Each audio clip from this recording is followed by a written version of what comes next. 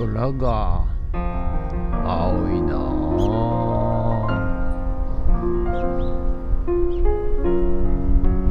はい、おはようございます今日は6月23日火曜日でございます。はい、ということで、今日はですね、晴天でございますただなんか、夕方雨になりそうな感じですけども、はい、なんか雨って言っときながら晴れてますねということで、今日はね、実はですね、ちょっと山をね買おうかなと思っておるんでございます。はい、ですので、ちょっとね、その売りたいという方が現れましたんで、これもね引き寄せの法則なんでございますが、はい、ちょっとまだ全然、金額とかね、まず場所が分かんないらしいんですよ。はい、でひいおじいちゃんあたりが持ってたやつが、相続みたいな感じで、お孫さんのところに来たんだけど、その全く興味がないと。で、そもそもどこにあるのか分かんないということで、今日はねちょっとね、南房総市っていうところなんですよ。はい、富津の先、館山の手前なんですけど、そこの市役所行ってちょっとね、まず場所を確認で、教えてくれるかどうか分かんないですけども、場所確認、それと、その後ですね、現場確認ってして、で金額交渉という形になると思いますんで、まだ第一歩なんですけども、今日それでちょっとね10時半にちょっと市役所呼ばれてますんで、売り主さんと一緒にね市役所行ってこようかなと思っております。ということで、皆さんね、今やってる仕事が多分、精一杯目一杯だと思うんですよ。はい、で新入社員とか若い人はちょっと除きまして、もう何十年も同じ仕事をしてる人、そこのあなた、はい、ほとんど考えないで仕事できると思うんですけども、いやそら1年に1回は新しいことやってるよみたいなねそんなんでえばっちゃってるなんかしてるあなた、はい、あと自営業の皆さんもねそうなんですけども、毎日のルーティンっていうのがあって、ほぼほぼ朝からね夕方まで働いて、もうクタクタだよみたいな感じでね、思っていらっしゃる方いらっしゃると思うんですよ。はい、その仕事を10分の1ぐらいに、時間じゃないですよ、労力をですよ、10分の1ぐらいに縮めるにはどうしたらいいかって考えたことございますでしょうか。はい、多分誰も考えたことないと思うんですよね。はい、僕の場合はね、どうしてもやっぱりいろんなことやりたいんで、ギュッと時間を縮めたいんですよ。はい、ですので、常に考えておるわけでございますが、今やっていることを何十年も続けているのは確かに偉いですけども、じゃあそれ以外のことできるかっつうと、多分ほとんどの人がアップ無理ですってなると思うんですけども、じゃあ今やってる仕事を10分の1ぐらいまでガッて縮めたら、他のことができると思いませんか。はい、そんないきなりねなんか違うことをやれって言ってるわけではなくて、他の考える時間、勉強する時間、チャレンジする時間、情報をインプットする時間、本を読む時間、人に会う時間なんかいろいろできませんか。はい、例えばお昼だからねそんなことできないって思ってるかもしれないけど、お昼でも何でも朝でも、例えば朝8時から始まるんだったら6時から何かやってもいいわけですよね。で例えば僕なんか午前中だいたい朝のうちに仕事を終わらせちゃいますんで、9時ぐらいからフリーなわけでございますよ。はい、じゃあフリーだったら9時から11時までなんかできないかなっつってプログラムをやったりするわけですよ。はい、お店にいながらね。はい、でそのプログラムの勉強しつつ、プログラムの、今後の課題、何かその一次産業に対して、テクノロジーで対応できないかなって考えてるわけでございますよ。で、その後ですね、本を読んだりお客さん来てればお客さん対応当然しますけども、お客さん来なかったら本読んだりしているわけでございます。はい、ですからね、皆さんね、今やってる仕事をちょっと10分の1ぐらいに縮めることができるのかできないのか、意識してみてください。考えてみてください。思考してみてください。そうすると、意外と無駄なことをやってる時間が多いななんて、どんどん情報が入ってきますんでね、ここ無駄だな、これちょっと時間空くなっつって、いわゆる隙間時間ってやつなんですけど、隙間時間を作ることができるようになります。はい、そうするとね、体も精神的にも楽になりますんでね。はい、今なんかひたすら一生懸命売り上げを上げようって考えてる人は当然そのままやっていただいていいと思うけども、何も考えてない人がいっぱいいると思うんですよね。例えば移動時間、はい、あと休憩時間、はい、別にぼーっとしてて何にも考えなくてもいいんですが、その時間をちょっとねスイッチするとまた新たな展開になるんではないでしょうか。まさにバーダーマインホフ現象でございます。ということで今日もよろしくお願いします。人月。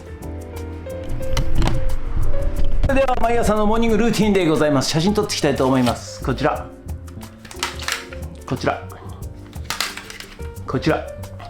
写真撮っていきたいと思います。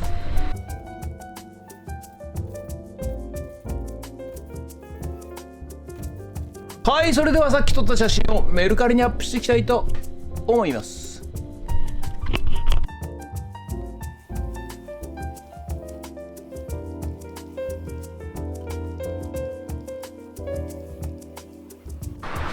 はい、それではね、今からですね、南房総市役所に、ちょっとね森林調査に行ってこようと思います。はい、ということで、これからね1時間半ぐらいですかね、1時間ちょっとぐらいですかね、はいの旅に、行ってきたいと思います。多分今日はね山は見れないと思うんですけど、はい、場所の確認ということですね。はい、行ってまいりたいと思います。よろしくお願いします。ゲッツ。はい、そしたらね、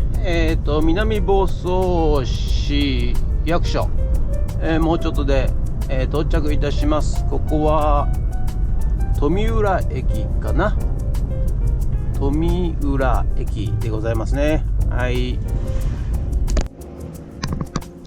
はい、到着しました。南房総市役所、こちらでございますね。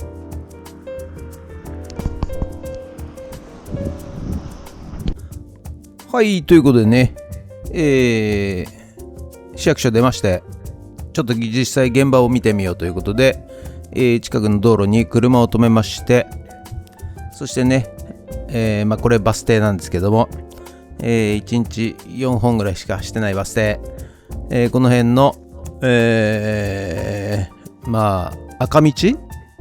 ここは入ってくんじゃねえかっていうことで、入ってったわけでございますが、どうやらこの先はですね、民家でした。はい、多分誰も今は住まわれていないと思われる、もう草ぼうぼうの民家でございますね。で、行き止まりということで、じゃあもうちょっと先なのかなっていうことでね、歩いて行って、調べに行きましたが、やはりですね、ちょっと場所特定できずと、どっからアプローチしていいのかがわからないと、そういう状況でございまして、やはりね、通りからね、その土地が面していれば、非常に楽なんでございますが、そこだったらね、どう乗り入れしてもね、どこを開拓しても構いませんけども、いずれにしろ何か人の土地を、通っていって、奥に行かなきゃいけないと、そういう状況であればですね、非常に難しゅうございますね。ということで、一通りね探しましたけれども、やはり結論出ずということでね、今度森林組合の方に頼んで、ちょっと調査してもらおうかなと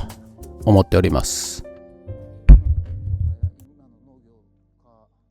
今の漁業かみたいに茹でガエルになっちゃうから。はい、ということで本日は以上となります。ご視聴ありがとうございました。ということでね、南房総市役所行ってまいりましたけども、はい、ちょっとねやっぱり森林の、特定まで至らずということで、こちらね、固定資産税納税明細書っていうね、があるわけでございますが、ここに一応ね地名地番っていうのが映ってるんですけども、この、地名地番が普通のですね、構図っていうのがあるんですけど、こういう感じですかね、構図。はい、構図で見てもですね全く場所が分かんないということで、税務課っていうところに行ってまず、聞いたんですが、税務課でもですね結局分からないということでこのね南房総市いいとこマップで、南房総市公開型 GIS っていうね、ところで検索すると構図の番号から、土地がだいたい分かるということで、ご自分で探してくださいということになりましたんで、ちょっと、まずね、根気よく、地名何番地っていうのが、森林が10箇所ぐらいにこう分かれてるわけですね。はい、でそれがどの辺なのかっていうのをちょっとこのねサイトを使って、場所を特定して、それから現地行かないと、ちょっと今日も現地行ってきたんですけど、さっぱりどっからどう入っていいのか分かんないという状況でございますんで、はい、ちょっとねそれはね帰ってっていうかこれからね夜ちょっと調査したいと思います。はい、ということで、本日はもうご視聴ありがとうございました。もしよろしかったらチャンネル登録と高評価ボタンお願いしますということで、森林買うための森林調査ということで、ありがとうございました。人傑。海がある、山がある、空がある、人がいる。借りないのは可能性じゃない、行動だ。やれば